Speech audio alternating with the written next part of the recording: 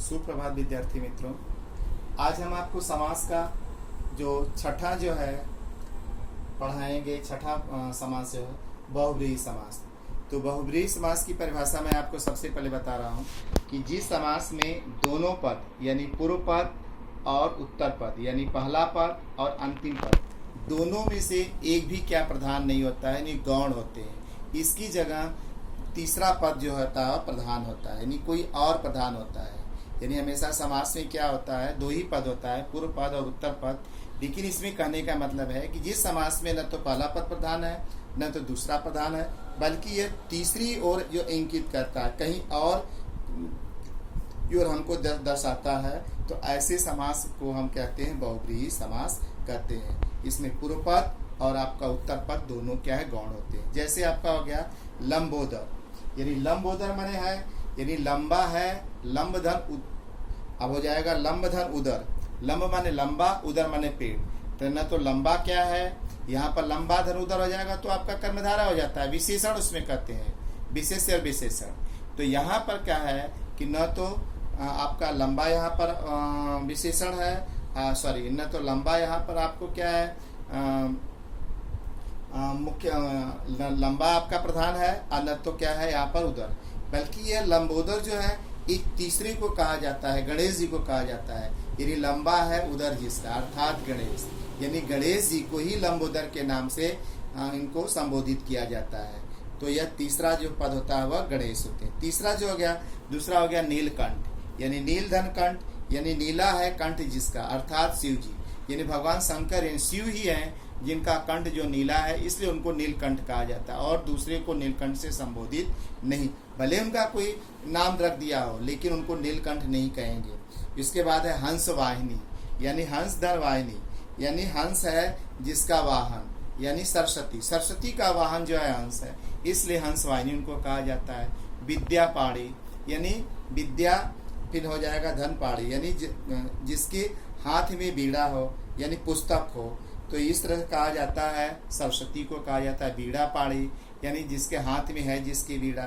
तो ऐसे विद्यार्थी मित्रों जो पहला जो पूर्व पद और उत्तर पद दोनों में से कोई मुख्य न हो बल्कि तीसरे की तरफ इंगित करता हो, तो ऐसे समास को कहते हैं क्या है, हमारा बहुब्रीहि समास। बहुब्रीहि समास पहचानना बहुत आसान होता है और लोग पहचान जाते हैं। इसको बहुत सारे एग्जाम्पल हैं, आप देखोगे, अगर करोगे तो कर लोगे। अब आपको बात यह रह गई कि बात है यह कि कभी कभी बच्चे कंफ्यूज हो जाते हैं कि हम किस तरह से, क्योंकि कर्मधारय और क्या है बहुब्रीहि समास में अंतर, इन दोनों समास में थोड़ा ही अंतर क्या है हमको दिखाई देता है। जैसे आपको कहा मैंने लंबा लंबोदर, यानी लंबा धन उदर।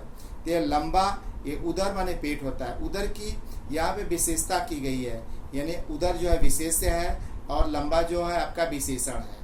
तो उदर की विशेषता यह है कि वह लंबा है, तो अगर ऐसा है तो यह कर्मधारय समास हो जाता है। जैसे आपको है पीतांबर, अब यहाँ हो जाएगा पीत है अंबर, पीत माने होता है पीला, अंबर माने होता है वस्त्र, यानी पीला है जो अंबर यानी जो वस्त्र। यहाँ पर पीतांबर शब्द है वह आपके लिए हो जाता है कर्मधारय समास होता है। और यहीं पर जो है पीतांबर यानी पीला है वस्त्र जिसका, यानी विष्णु, यानी जो विष्णु भगवान जो हैं उनके वस्त्र पीला है, उनको कहा जाता है पीतांबर, यानी जो पीले वस्त्र जो धारण करने वाले होते हैं पीतांबर। इसी तरह से जैसे मृग नयन, तो मृग के समान नयन जो है, यहाँ पर क्या होता है उपमेय और उपमान हो जाता है, जिन्होंने उपमान तुलना किया गया है। तो जिसका है नेत्र जो है नयन मृग के समान हो, तो यहाँ पर कर्मधारा है। और यहीं पर होता है कि मृग नयन माने जिसका नेत्र जो है किसके समान है, यानी वहाँ पर हो जाएगा आपको मृग नयनी, जिसको कहा जाता है मृग नयन, यानी यहाँ पर कर्मधारय है और इसका जो है मृग के समान नयन जिसके अर्थात विशेष स्त्री होती है, तो यहाँ पर बहुब्रीहि समास होता है। जैसे नीलकंठ, तो यानी नीला है जो कंठ, यहाँ पर कर्मधारय है, और यहाँ पर नील है कंठ जिसके अर्थात शिव, यहाँ पर बहुब्रीहि समास। इसके बाद होता है द्विगु, और बहुब्रीहि में भी थोड़ा बहुत क्या होता है। द्विगु में बताया मैं आपको कि जो गिनती होती है, एक आपने देखा हो दशानन, 10 है आनन, यानी अर्थात यानी जिसके 10 आनन है, वहाँ पर होता है रावण की होता है, यहाँ पर बहुब्रीहि है। और 10 आनन यानी 10 आनन, यानी 10 आनन वाला को, यानी 10 समूह वाला तो 10 यहाँ पर गिनती यहाँ द्विगु है। जैसे आपका त्रिरंगा, 3 रंगों का समूह, यहाँ पर हो जाएगा आपका द्विगु समास। और 3 रंगों का 3 रंगों वाला अर्थात राष्ट्रध्वज यानी तिरंगा, यहाँ पर बहुब्रीहि समास है। चतुर्भुज यानी होता है 4 भुजाओं वाला, यानी 4 भुजाओं का समूह, यानी यहाँ पर हो जाएगा द्विगु समूह। और 4 जो है 4 भुजाओं का यहाँ पर हो जाएगा यानी चतुर्मुख चतुर्मुख जो होता है 4 है मुख जिसके, अर्थात यहाँ पर हो जाएगा ब्रह्मा। और चतुर्मुख जो होता है 4 मुखों का समूह यानी हो जाएगा द्विगु। तो विद्यार्थी मित्रों, बहुब्रीहि समास में कर्मधारय से भी मिलता है और इसके बाद कहीं कहीं जो होता है द्विगु से भी मिलता है। तो इसके बाद मैं आपको समास सभी समझा दिए, आप इसको ध्यान से इसका प्रैक्टिस कीजिए। जहाँ अगर आपको ज़्यादा दिक्कत होती है तो एनसीईआरटी की जो वेब जो होती है आप दीक्षा में आप देख लीजिएगा।